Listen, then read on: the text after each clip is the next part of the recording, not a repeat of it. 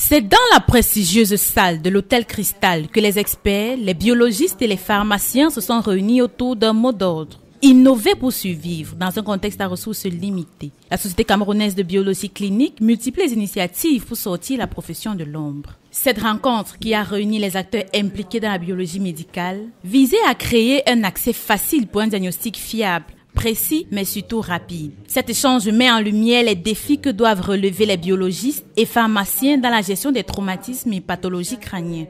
Nous voulons nous aligner aux innovations, à la technologie qui existe déjà dans les pays nordiques. Nous voulons nous approprier cette technologie, ces innovations et les mettre au service des patients camerounais pour un diagnostic rapide, efficace, précis, afin d'aider également les cliniciens.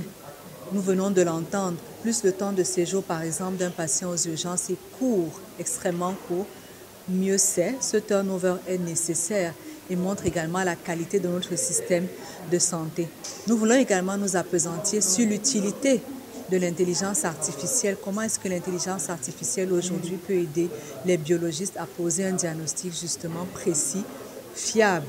Nombreux aujourd'hui se déplacent avec leurs malades du Cameroun pour des pays étrangers en vue d'un suivi de qualité. Au Cameroun, nous rencontrons encore des défis de diagnostic fiable. Le CHU de Yaoundé s'est donné pour objectif de dédier leurs recherches à la gestion des traumatismes. On insiste beaucoup plus sur l'innovation technologique en biologie clinique dans un pays à ressources limitées. Vous savez, la pandémie à Covid-19 a permis de voir, n'est-ce pas, que la technologie s'est beaucoup développée dans le secteur de la santé, notamment de la biologie clinique.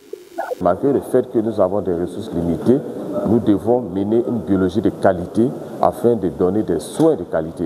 Au sortir de cette première journée, l'espoir renaît, mais l'ombre plane. Combien de diagnostics erronés coûteront encore la vie avant que les réformes ne deviennent réalité? Si rien ne change, chaque retard, chaque erreur de résultat ne sera pas qu'un chiffre, il portera un nom, un visage, un Camerounais de trop tombé pour faute d'un manque de ressources matérielles adaptées.